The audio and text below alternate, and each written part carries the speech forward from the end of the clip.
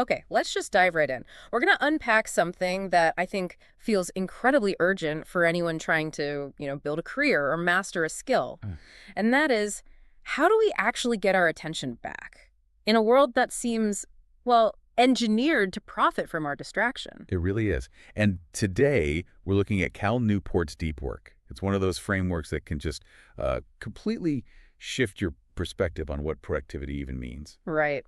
And our goal today isn't just a summary. We want to give you the actionable system, the core rules that make this such a, well, a revolutionary idea for pretty much anyone. Professionals, students, creatives, you name it. So before we get to the rules, we have to define our terms. This isn't just about getting better at your to-do list. Let's start with the big one, the goal.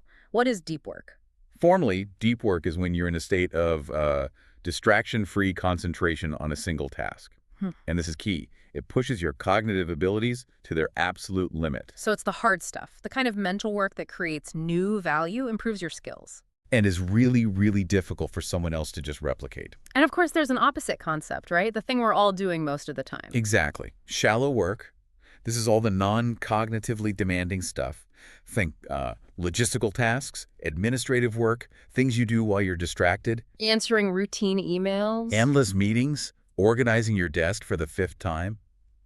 It's necessary, but, doesn't really move the needle. It's easy to replicate. And this is the central argument of the whole deep dive, isn't it? That in our economy, the ability to do deep work is becoming incredibly rare. And at the same time, incredibly valuable. So that gap between rarity and value, that's where the opportunity is. If you can master this, you get a huge competitive edge. It's not just a nice idea, it's a strategy. Yeah.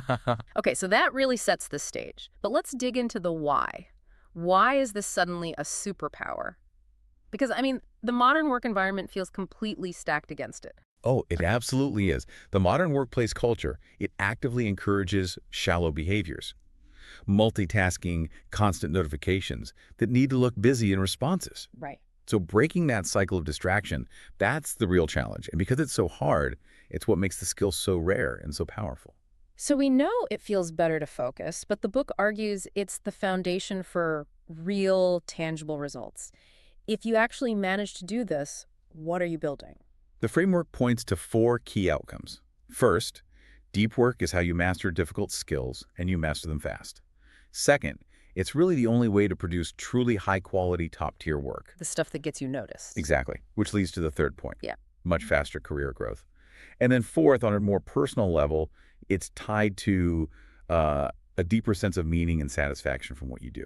Now, that all sounds great, but let's push back a little. A lot of the examples in the book are, famous academics or authors hiding out in a cabin. Yeah, the hermit model. The hermit model. What about the average person in a busy, open-plan office who needs to collaborate? You can't just vanish for 3 weeks, right? That's a critical point. And the book addresses it head-on by outlining different scheduling philosophies. Mm. It knows not everyone can go full monastic. Okay. So instead, it offers more realistic models. There's the bimodal philosophy, where you might block off, say, a whole week for deep work, and then the other 3 weeks you're more available. So you alternate between modes. Right. Or the one that fits most people, the journalist philosophy. This is where you train yourself to drop into deep work in smaller, scheduled bursts whenever you can grab an hour or 90 minutes. The point is that even small, structured blocks are way better than nothing. Yeah.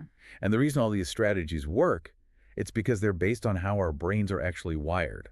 The whole framework blends psychology, neuroscience. And I think this is so valuable for anyone listening, just understanding the mechanics of why we fail at focusing. What's the main cognitive problem with task switching? It's more than just being inefficient, isn't it? Oh, absolutely. The key concept is called attention residue. Attention residue. Yeah. So when you switch from task A, let's say, some deep analysis, to task B, like checking a quick email, your attention doesn't just snap over cleanly. A part of it gets left behind. Precisely. A residue of your attention stays stuck on task A, still processing it. So when you move to task B, you're not giving it 100% of your cognitive capacity. So if I stop my work to check a quick Slack message, my ability to get back into that hard thinking is immediately worse because part of my brain is still thinking about that message. Exactly.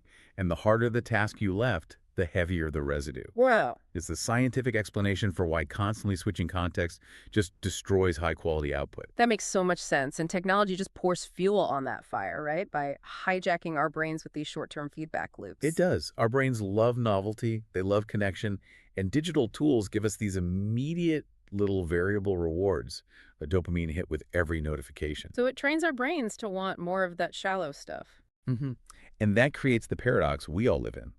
You feel incredibly busy because you're constantly reacting and switching, but you're producing very little high-value work because you can never get past that attention residue. All motion, no progress. Okay, so we've laid out the why, the real cognitive cost of distraction. Let's pivot now to the how, the actual system for fighting back, the 4 rules. Okay, this is the part everyone's been waiting for, the actionable stuff. Rule 1 sets the whole foundation. Rule 1, work deeply. What are the actual building blocks here? The book is really firm on this. Duck work isn't about good intentions. It needs fixed rituals. You need a dedicated location, a dedicated time, and clear rules for how you work. So it's about removing the friction of starting. You're signaling to your brain, okay, this is the time, this is the place, this is the task. Exactly. The location-based focus idea is a great example. You might decide your main desk is for emails and calls, shallow work, but you go to a specific chair in the corner or a library for deep work. The physical environment becomes a trigger. It becomes a trigger for concentration. And that location change can be as simple as putting on noise-canceling headphones and closing every single app except the one you need. That makes it practical, even for that journalist philosophy we talked about. Yeah. Okay, so if rule 1 is about building the fortress for your focus, rule 2, embrace boredom.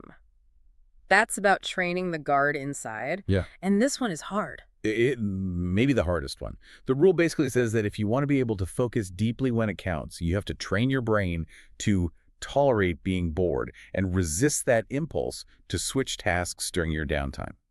I mean, we all do it. You're in line for coffee for 2 minutes or waiting for the microwave, and your hand is already grabbing your phone. Instinctively. Yeah, that instant gratification, that little hit of novelty. It's actively weakening our focus muscle. It is. The book suggests simple ways to strengthen that muscle. Don't check your phone just because there's a lull. Schedule your internet time instead of just dipping in and out all day.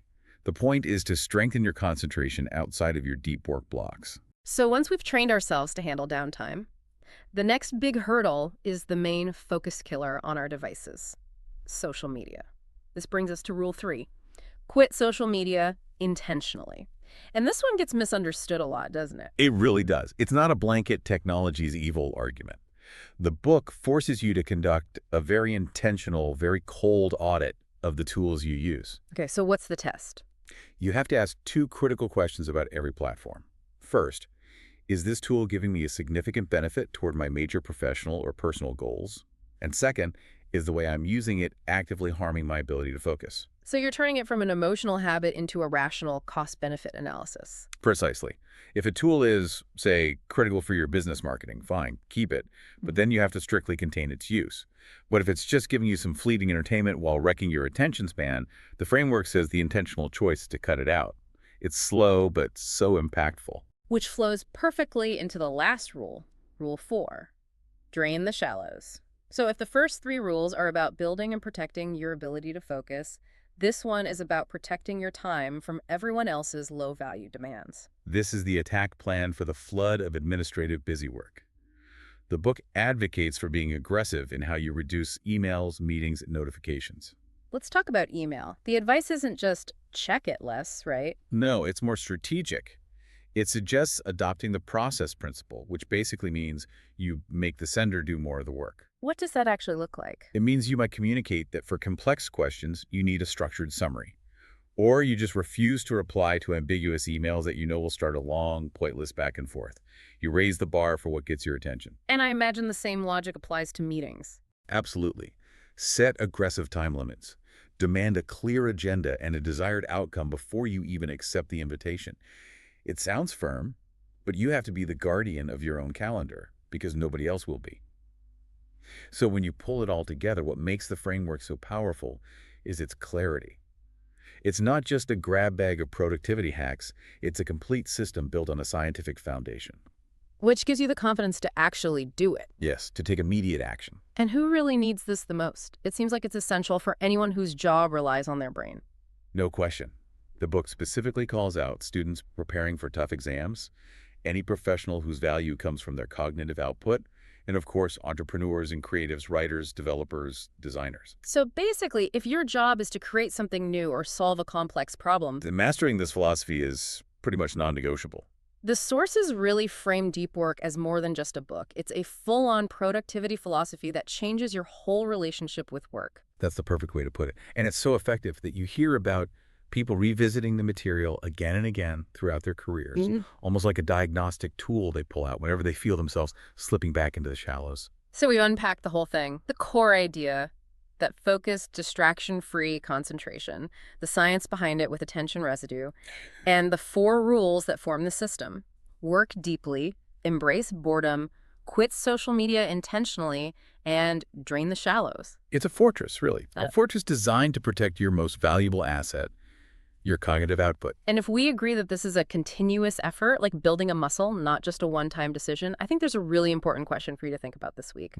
Considering how hard Rule 2 is, training your tolerance for boredom, what is the single most persistent shallow habit you have? That impulse to check your phone, the constant email refresh, what is it for you? And once you've identified it, what is one small specific ritual you can borrow from Rule 1 or Rule 4 that you could commit to testing this week just to start breaking that one habit? It really starts with identifying your biggest focus enemy and then building one new ritual to fight it.